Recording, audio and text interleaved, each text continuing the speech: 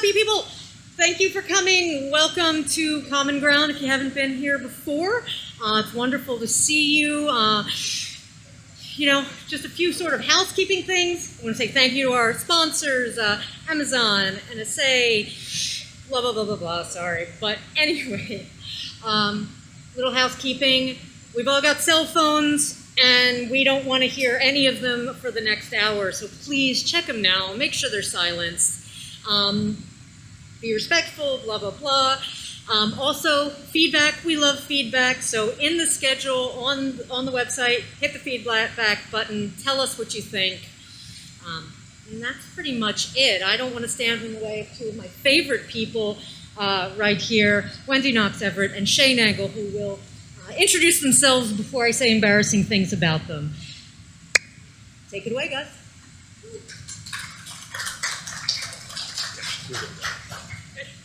Hi everyone, welcome to our talk about FedRAMP. We can all have a little PTSD here together if you've done FedRAMP before. If you haven't and you're a SOC2 person, you're interested in doing your uplift, we're here to give you lots of hints and tips and share the pain. So, I am going to hand this off to Shea in a second, but we are delighted to be here. Thank you so much for coming to our talk. Thanks, Wendy. Shea Nangle. I am currently practice lead and director of audit services for Leviathan Security Group. Have been in security for about 15 years. Listing all of the roles would require sitting over a drink for a long time or something. Been working in FedRAMP since 2014.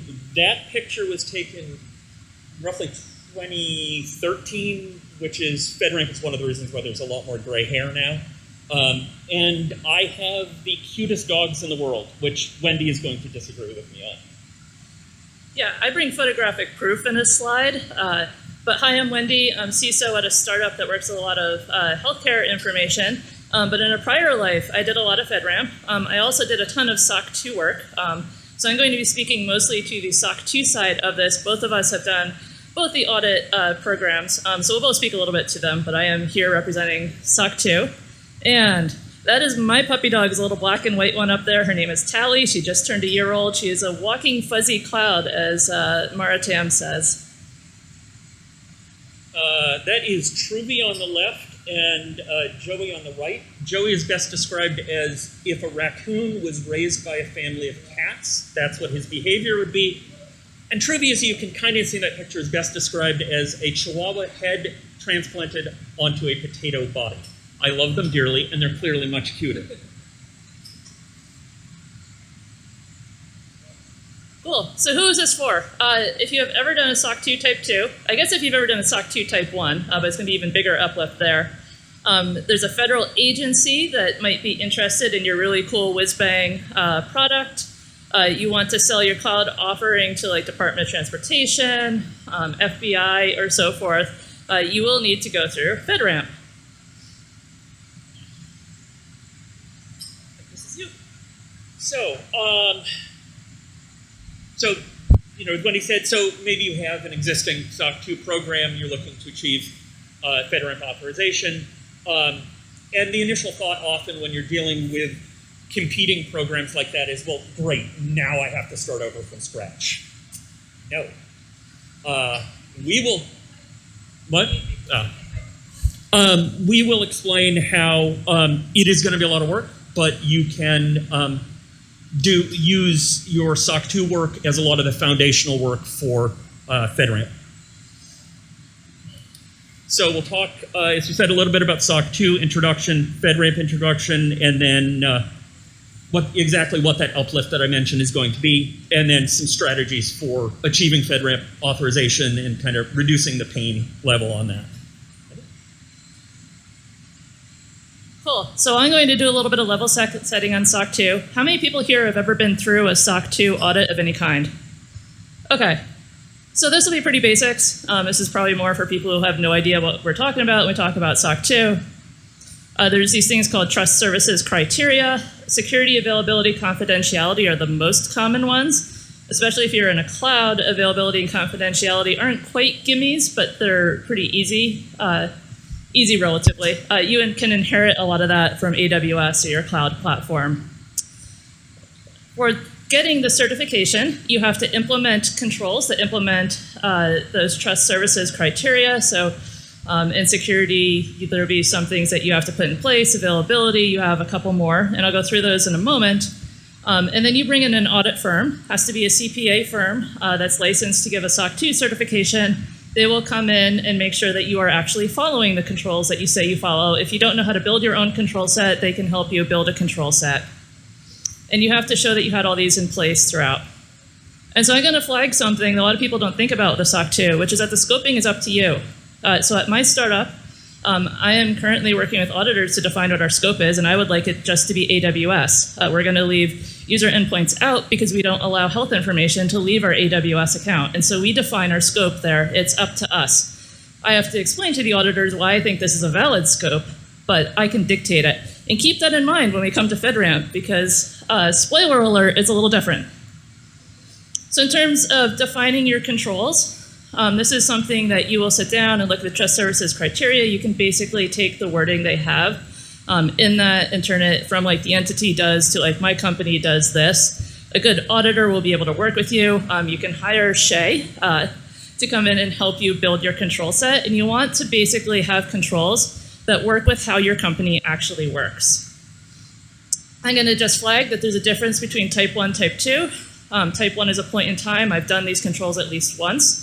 I could do them. Type 2, the auditor will look for time-stamped evidence to show that the controls were continuously in place throughout the audit period. So the security principle is really the biggest one. You have some flexibility in the pieces of it that you do, but there's some commonality, like you pretty much need to have a pen test. You need to be doing some vulnerability management. You can use Dependabot. I've used Dependabot for several SOC 2 audits, but you have to show why it's legit, essentially, to do most of your vulnerability management through that. You need to do incident response tabletops and so forth, but really, so long as you are checking enough of the boxes in the principles, your control set is pretty much written by you. Risk register and risk management is a huge part of SOC 2. Do you know what the risks to your organization are, and is your management aware and briefed on them? There's a lot also of business controls here.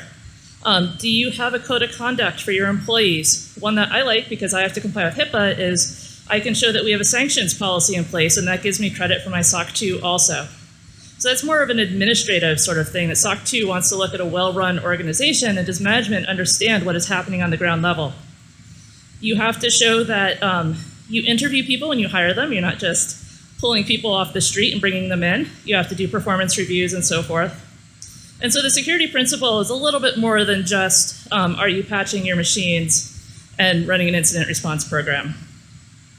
If you're on AWS, availability is a lot of pass-through. You just have to show that you can scale, show that you're doing some level of backups and restoration, usually using AWS tooling. There are a couple, these are the principles that you have to implement your controls for. Showing that we measure our usage and we can handle surges if it's going to come, and we're forecasting our growth, and so management is not going to be shocked when next year we're like, oh yeah, we need to completely scale up our S3 usage. Confidentiality is also another one that if you're on a cloud provider is almost an easy add-on, because you are using their destruction of machines. You can rely on their SOC 2. If you open up a SOC 2 for someone who's on AWS and they've done the confidentiality principle, you see a lot of AWS controls listed, and so you're pulling from their SOC 2. And so the type of things that you are responsible for instead of the cloud provider is that if your user endpoints are in scope, you need to show that you're destroying those, either through cryptographic destruction, where you change the password to file vault or so forth, or getting them shredded by someone who gives you a certificate of destruction. And you have data classification in place, and you know where stuff goes. So I have a data classification policy in place, and I know that PHI can only go into certain HIPAA-approved systems within AWS, and I have to make sure that my engineers follow that, and that I can enforce it and make sure it's being followed. So that is SOC 2 in like 3 minutes. If you have specific SOC 2 questions, we're going to touch on some of these a little bit more later. You can come talk to us. But the meat of this is going to be FedRAMP, and so I'm going to give this to Shea. Thanks, Wendy. So what exactly is FedRAMP? And this will be kind of breakdown of what it is and a little history, government history lesson as well. So initially released by the US federal government in 2011, based on NIST 853, and it provides both a standardized assessment process for people looking to get authorized and a standardized authorization process. And the idea behind both of those is that if you want to sell a product to, say, 5 different agencies, hopefully you don't have to get assessed 5 different times. The idea is that your initial authorization theoretically can be reused by other agencies that you're looking to work with. And FedRAMP is focused specifically on what the program refers to as cloud service providers. So selling a cloud-based offering to one or more federal agencies. Couple of terms, organizations you will hear about and deal with in the process. FedRAMP JAB is the Joint Authorization Board. I'll get into exactly what the Joint Authorization Board is in a little bit, so just kind of stay tuned on that.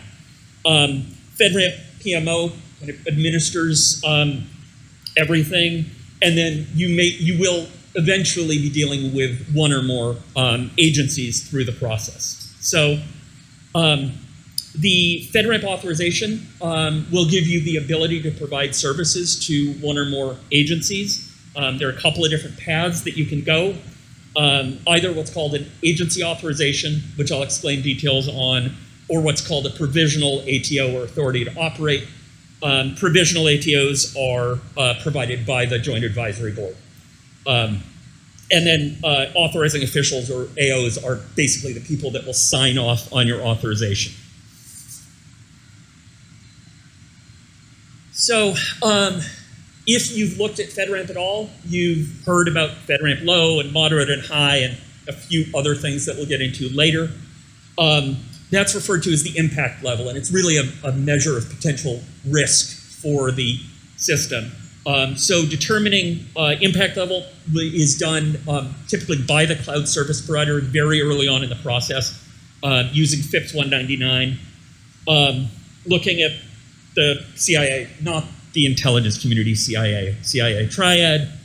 You'll examine for each one of those pieces if a breach occurs focused on that particular item, what's the impact going to be? And FIPS 199 gives you some guidance on how to figure out, what classifies as moderate, so on and so forth. One thing to note on that is you use the high water mark. So if 2 out of those 3 you judge the impact as low and 1 is judged as high, you have to categorize the system as high impact. I mentioned there were a couple of other things. Talk very briefly about FedRAMP tailored. We're really focused on low, moderate, and high for the purposes of this talk. FedRAMP tailored is for very low risk systems that can't contain any PII. Technically, and they can only be SaaS offerings.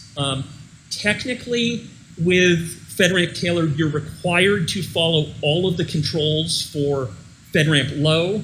However, you can self-attest to the majority of them.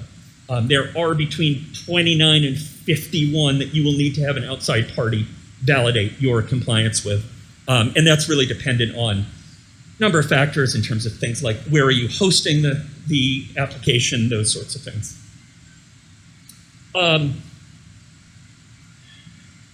Wendy? I'm going to hop in here because I actually went from FedRAMP to SOC2. And when I did my first SOC2 audit, I was like, what is this nonsense where I get to tell you guys what my audit scope is? That is not a thing that exists in FedRAMP land. If the systems have data that need to meet a certain classification, congrats, that's in scope.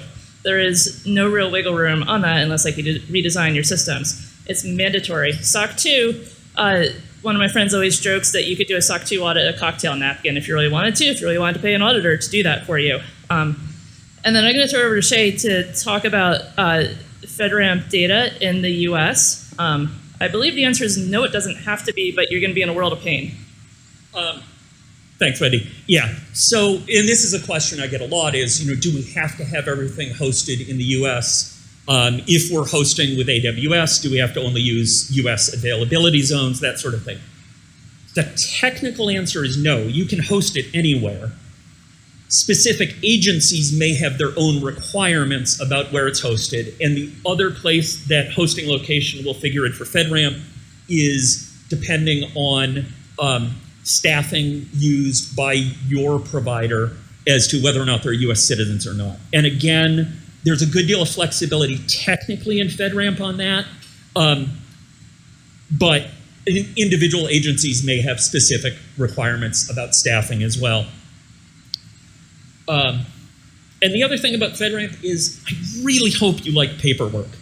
The FedRAMP PMO is taking some steps to provide some degree of automation for your assessment package and those sorts of things, but the general rule of thumb that I've experienced is about 1,000 pages for all of your documentation for a moderate impact system. A number of years ago, I was working for a cloud service provider, and we were putting our authorization package together, and you'll often go through several revisions of it, and the sponsoring agency in question, who shall remain nameless, insisted on paper copies of the authorization package and in triplicate for each revision. So every 2 weeks or so during the process, I would go to my office with a rollerboard suitcase. I'd fill it up with binders, take the train into DC, drop it off the agency, and then leave the agency with an empty suitcase. It's not at all sketchy. No, not at all. So, what if I told you FedRAMP is only the beginning?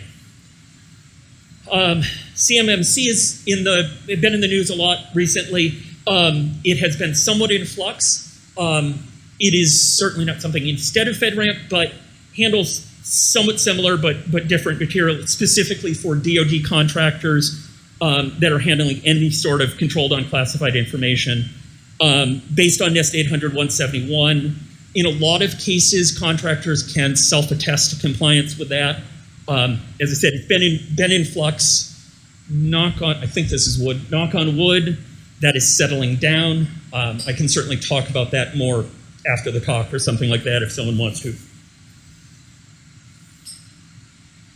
And the other piece that I want to talk about is what's referred to as FedRAMP Plus, which is used for cloud service providers that are going to be providing services to the DoD. And you can look at that somewhat as a overlay on top of FedRAMP. The DoD doesn't really like it when you say overlay on top of FedRAMP, but I'm going to go ahead and say it. So it uses numbered impact levels.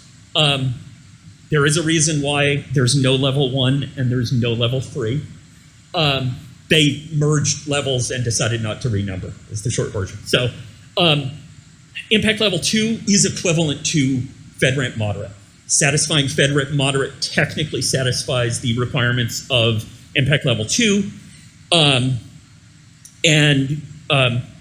IL4, again, there's a correspondence between that and FedRAMP high, or you can use something that satisfies IL2 and then add on specific controls related to CUI, and then you'll get more and more rigorous as you go up to impact level 6. Can you touch on what MCI and NSS? I don't remember what MCI is. NSS is referring to national security information, basically. That is not yet at the, it is national security information, but in this context, it's not yet at a classified level.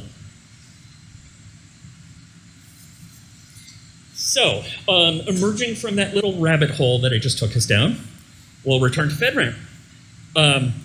So I already talked about kind of the paperwork burden you're likely to deal with. So talking about preparation, there's really 2 ways you can do that. You can run it yourself. If you have experience in the area, I think that's great.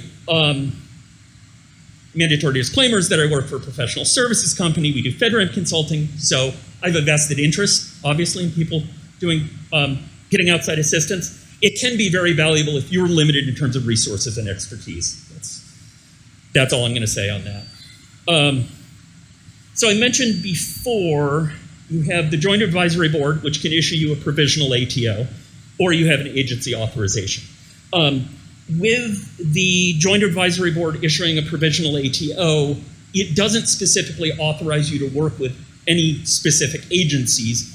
The idea is the Joint Advisory Board, which is made up of CISOs from various agencies within the federal government, that sort of thing, has evaluated your authorization package, has said, this looks good, and we're attesting to potential agency buyers that we think this is reasonable to use.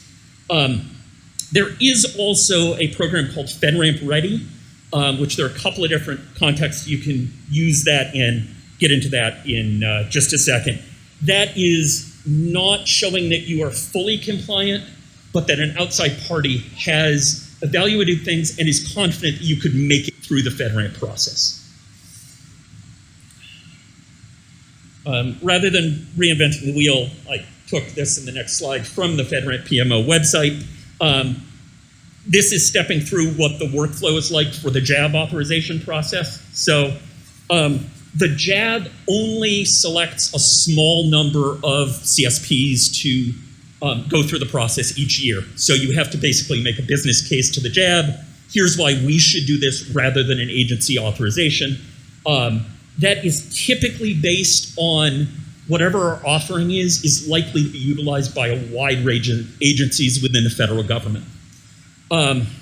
You're then under a JAB authorization process, you're required to get a readiness assessment, which is the FedRAMP Ready piece that I mentioned earlier on.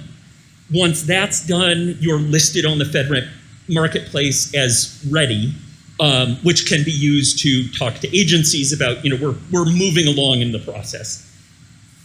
Following that, you will have a full security assessment. Security assessments are done by one of a group of licensed outside parties referred to as 3PAOs, third-party assessment organizations, and you will then put together your security authorization package, which is that 1,000 pages for a moderate authorization I mentioned before. And then you'll go through the authorization process with the JAB, which is them evaluating your authorization package, looking at, communicating with you about any remediation you need to do, that sort of thing. And then you'll be listed as having a provisional ATO on the FedRAMP marketplace. And then you move on to continuous monitoring, which, put a pin in that, we'll come back to that in a little bit.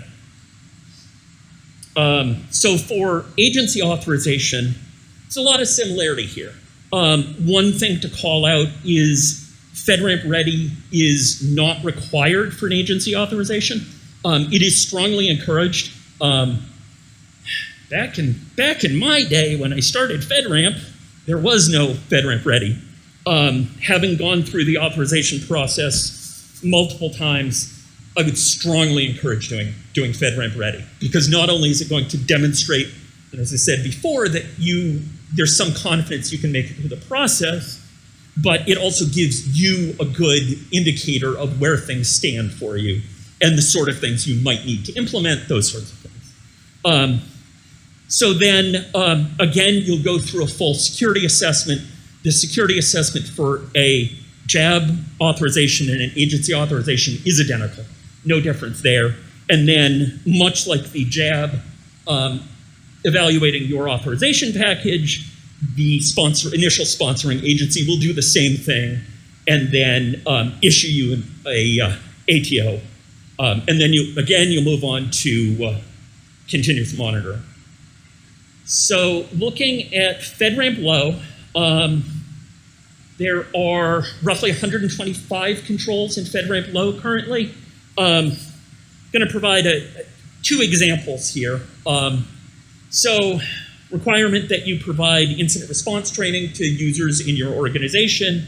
You get to pick how frequently you provide training, and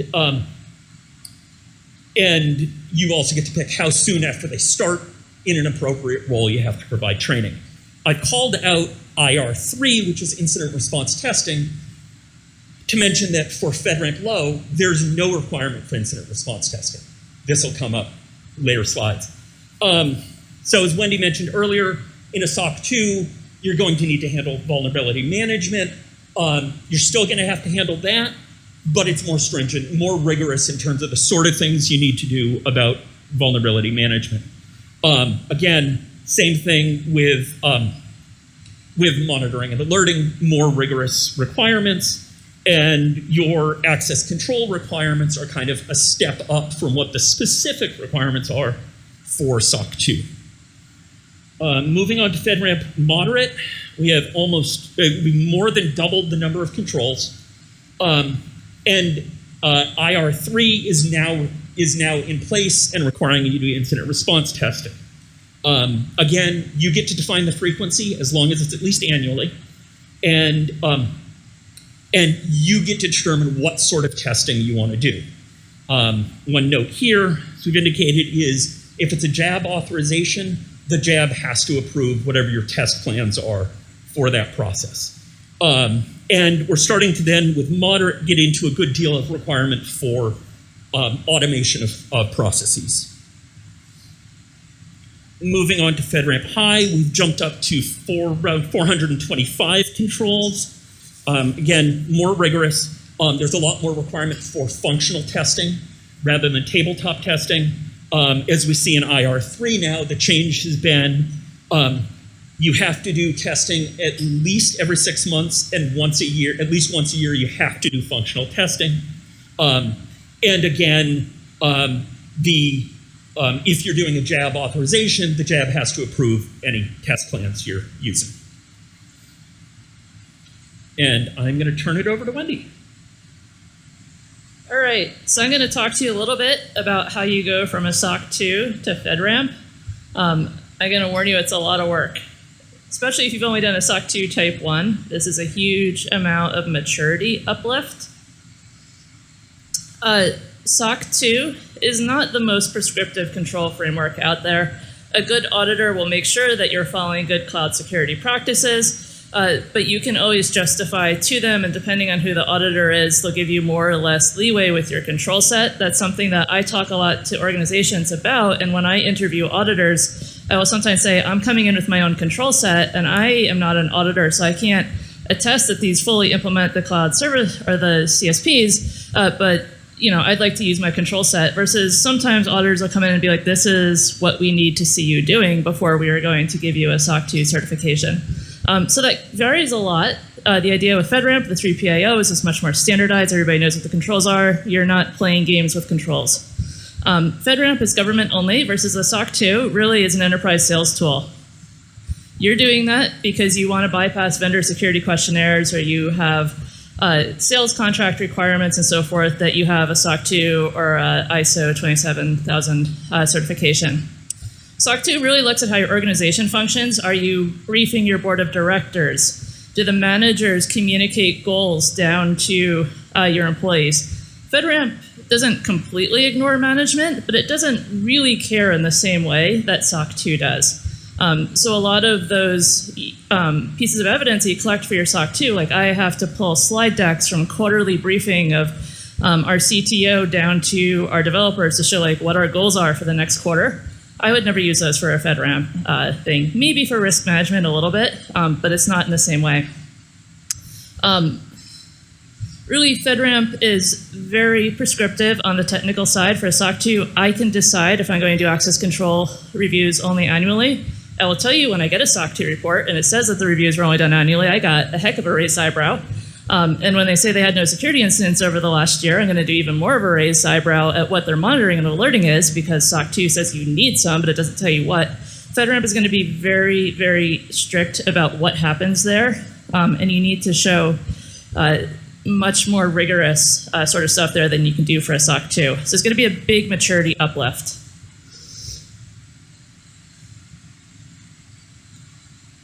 So, about that government-only thing. So FedRAMP is designed to be used by federal agencies and is officially, from the federal government point of view, limited to that.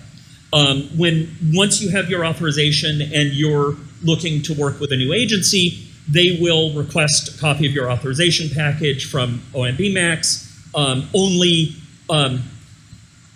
Only existing agencies and their contractors can request that. So if it's random private company you're trying to do business with, they can't request that. We will. Okay, cool. All that said, you as a cloud service provider control that authorization package, and you have your own copy of it. So if you're looking to sell the same sort of service to a private company, you're free to provide them a copy of your authorization package if you want, if it will facilitate the sales process. The one caveat there is going back to the issue of what data is being stored where. If you're in a situation where you're doing that, you're really going to want separate enclaves for data between your federal clients and your private industry clients. Going down a very small rabbit hole here, there is something called StateRAMP, which is intended for cloud service providers looking to provide services to state and municipal governments. It is based very heavily off of FedRAMP. It's run by a nonprofit organization rather than any of the individual state governments, that sort of thing. StateRAMP is very new. Not every state uses it. Certainly not every municipality is going to use it. So we mentioned continuous monitoring as being one of the big pieces with FedRAMP, and this is also one of the things that in my experience has tripped people up the most in terms of maintaining authorizations. So pre-2010, before they started developing FedRAMP, you would receive an authorization to operate, not through the FedRAMP program, but from the individual agency. And 3 years later, you would get assessed again, and you would get accredited. Technically speaking, nothing had to happen in those 3 years. With the release of FedRAMP, they introduced the concept of continuous monitoring. So you receive an authorization to operate, and then there are a large number of controls that are related to how are you maintaining the system. Those need to be done on an ongoing basis. You need to provide updates to that on a monthly basis, depending on what the information is. And you also get periodic assessments. So the first 2 years after your initial authorization, you get assessed against a sample of the applicable FedRAMP controls. And then in the third year, you basically get an authorization assessment from scratch. So what do you need to do with that? The FedRAMP PMO requires within your authorization package what's called a continuous monitoring plan that provides details on exactly how you're going to meet all of the requirements of continuous monitoring and how you're going to maintain that over the course of your authorization. Kind of high-level pieces you'll need to deal with there: vulnerability management, threat monitoring, and change control. You'll be reporting that, as I mentioned earlier, on a monthly basis. The other piece in there is what's called the POAM, or Plan of Actions and Milestones. And that's really listing all of the items where you're not compliant, where things need to be remediated, what the risk is, how you're going to remediate that, any compensating controls you have in place until you can get it remediated. And all of that will be reviewed on an ongoing basis by different parties depending on which sort of authorization you have. So, Wendy? So our advice really is to start with FedRAMP low. Low is a lot fewer controls. I totally understand low, medium, high is basically driven by what data you have in your system from the agency, but if you have it all flexibility, you want to start with low. And you should have a pretty mature SOC2 program. You need to already be automating your evidence collection. You need to be on the higher stringent end of what's happening with your controls. Like if you're still only doing annual access control reviews, you are not ready for FedRAMP, even FedRAMP low. You need to have a pretty mature incident response program, have really dialed in your monitoring, your security monitoring program, and so forth. And you should know what sort of risks your business faces and be tracking them and be doing more for vulnerability management than just like, oh, I just have dependabot auto merging in stuff. You're going to be very behind in the paperwork. And you need to have pretty good pen tests happening, so not just, oh, we hired a Joe hacker off the street to poke at our web app for 48 hours. Because when the 3PAO comes in, they have some requirements for how they're going to do the pen tests and how they're going to be looking for this. And to give a little bit of a look ahead, SOC2 evidence collection varies a lot by the auditor, but it's usually do you have screenshots where you're showing dates and so forth to show that things happen.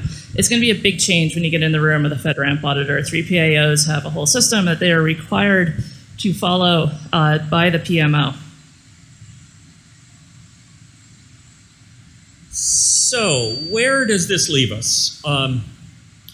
We were just talking about differences, but we'll talk about similarities somewhat. So, at a high level, both SOC2 and FedRAMP cover many of the same high-level areas. They both require you set up an organized information security program, and they both involve some third party assessing that program, with differences, obviously, between a SOC2 auditor and a 3PAO, as Wendy just described. Other similarities? I really hope you like Microsoft Excel, because you're going to be living in it a lot. Still, definitely some differences. As we've talked about earlier, at a high level, they're definitely meant for very different audiences. FedRAMP is much more prescriptive than SOC2 is. And we talked about kind of differences between the approach of a 3PAO and a CPA auditor. And as Wendy described earlier, your evidence collection strategies are going to have to be very different between the two. What? So what happens a lot with a SOC 2 for evidence, especially in pandemic times, is I get a tool from the auditor and they have all my controls and they have an evidence ask and I go collect screenshots and upload them. They're images. I sometimes do screen share. They sometimes capture them, but mostly you're taking your own screenshots. I would love to see someone try that with a 3PAO. They'd be like, yeah, lol, no.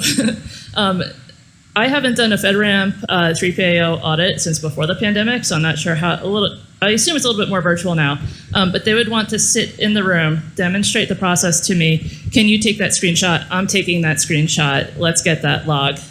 They do not trust you to just upload your own screenshots to it. There's much more integrity sort of controls that happen during the audit.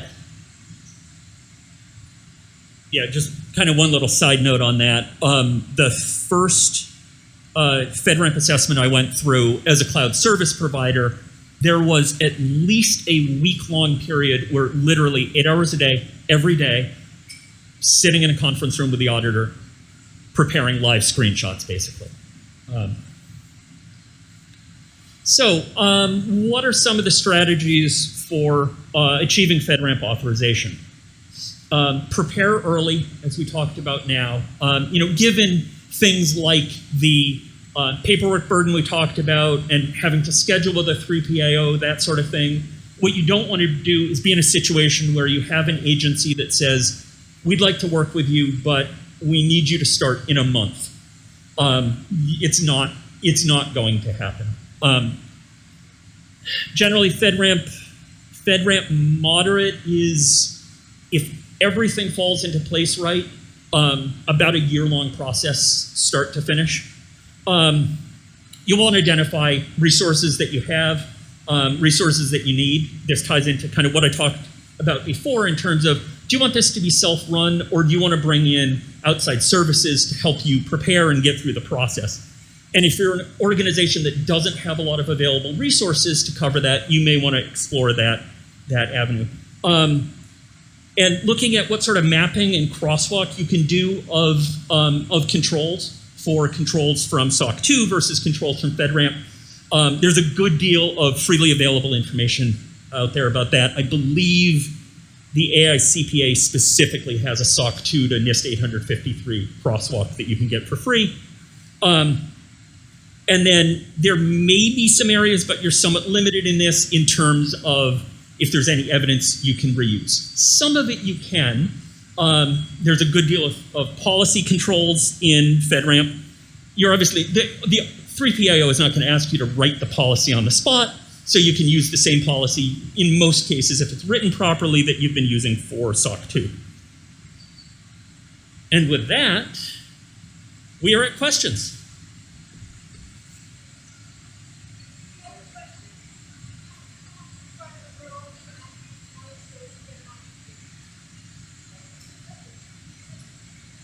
So what is the strategy for, what would be the strategy if you don't have a customer that's willing to wait a year, or you have a federal contractor who also is in a month-long or a 6-month-long procurement cycle? How can you even go about getting started with FedRAMP? So there are really kind of two answers to that question, depending on exactly what I think. Oh, sorry. The question was if you don't have an agency identified, or you have an agency and they're like, well, we need it in 6 months or something like that. What I'd advise in that case is going back and looking at FedRAMP Ready. You've still got a good deal of work to do after FedRAMP Ready, but if you're in a position now with the former, where it's you don't have an agency identified, going through the FedRAMP Ready process will give you a good watermark of how much further you need to go, and you'll also be listed on the FedRAMP Marketplace as FedRAMP Ready, which can be used to communicate to agencies to say, we're not all the way there yet, but the 3PAO is confident we could make it all the way to, whatever sort of authorization it is.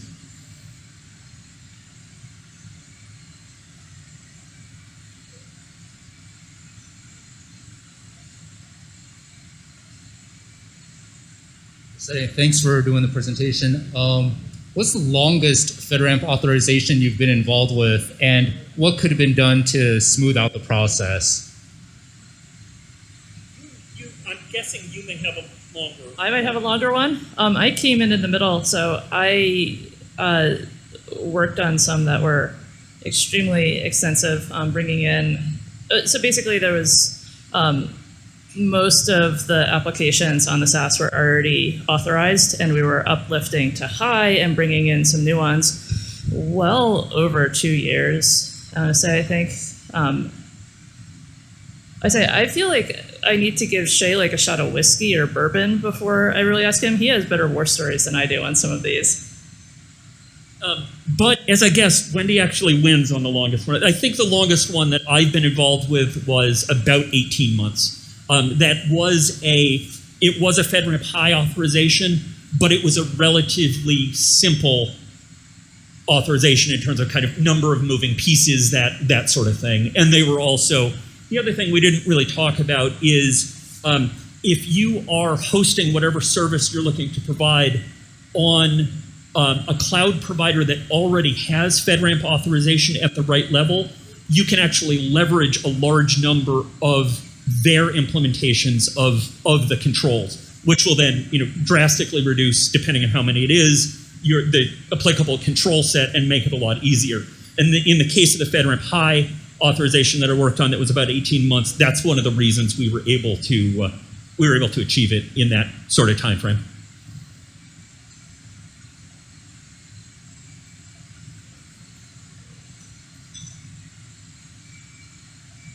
Hi, thank you for the talk. Nice to see you both. Can you characterize the difference in Kanban between moderate and high? What are the big uplifts to the Kanban process when you get to high? I will be completely transparent and say not off the top of my head. There is a great deal of commonality there, and really the biggest differences are going to be less that you need a different Kanban program and more that there may be more controls applicable. But like exactly what the delta is, I don't know off the top of my head. Well, one thing that does sort of touch on that, and Shea, I don't know these numbers off the top of my head, when you get authorized, you're allowed to have a certain number of like essentially open POEM issues. So like, maybe a patch is not applied.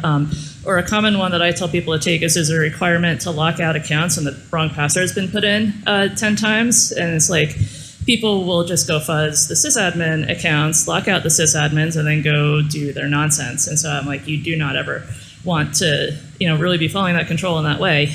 And so there's only a certain number that you can do, and the number that you can have open at authorization affects the number you can keep open later. So you're sort of locked to a certain percentage of where you were at authorization. So like I'm going to make these numbers up because I don't remember the specifics. If you got authorized with 5, you can never have more than 7 open, and so Conmon is going to be doing that. You're going to have to patch things to keep your number of open issues below that 7 number and so forth. And what that number is gets smaller as you go from low to medium to high, so that feeds into it. The specific numbers I do not remember. I would have to look on the PMO website for it. And I also don't know the numbers, but one thing I wanted to add was, in terms of the POAM specifically, as I mentioned early on, one of the goals with FedRAMP is for this to really be reusable authorizations, essentially. That said, as I talked about earlier, agencies are free to have different risk appetites, different interpretations of what they want. So one agency may say, these POAM items are okay with the compensating controls you have in, and another agency may say, no, if we're going to give you an authorization, you have to fix these things before the authorization.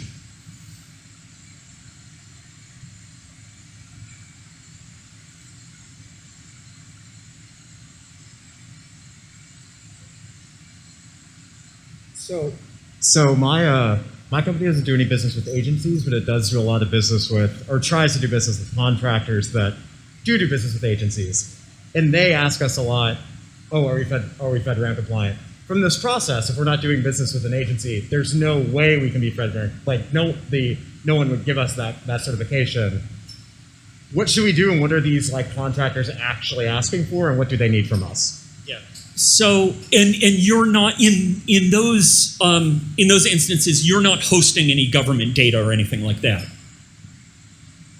Correct? Sorry, what?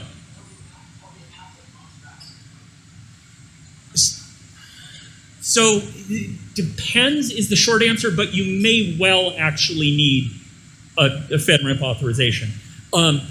Kind of abstracting this out a little bit, because Wendy talked about using SOC2 kind of in the sales process and, for identifying a baseline.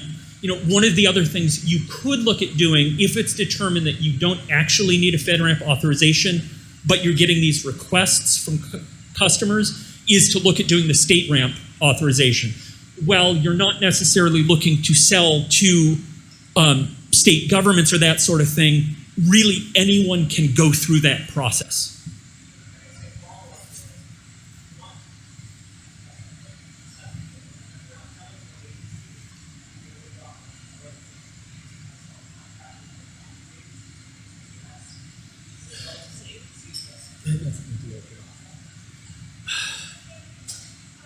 It's hard to tell. The question was, could you go to the FedRAMP PMO or the JAB and say, we have this request, can we go through the FedRAMP process? It's hard to tell. The other thing I will say is, this is kind of an end run, but you could go through the FedRAMP ready process. Now, you're limited in how long you can maintain FedRAMP ready, but it obviously doesn't give you the same degree of assessment, but you might, because anyone can go through that with no sponsorship, you might be able to do that to provide some sort of demonstration to those clients that you at least know what's going on with FedRAMP. So I'm going to throw out a really stupid idea. SOC2 does give you a huge amount of flexibility with controls. And I know some people who got tired of doing high trust and did a SOC2 with very high trusty type controls. You can basically do a SOC2 with 853 controls. It would be dumb. It would be a lot of overkill. You're not getting the same level of auditing. I mean, I'm sure there's auditors who'd be happy to say, sure, we'll be super stringent. But that would be a dumb sales thing you could try to do.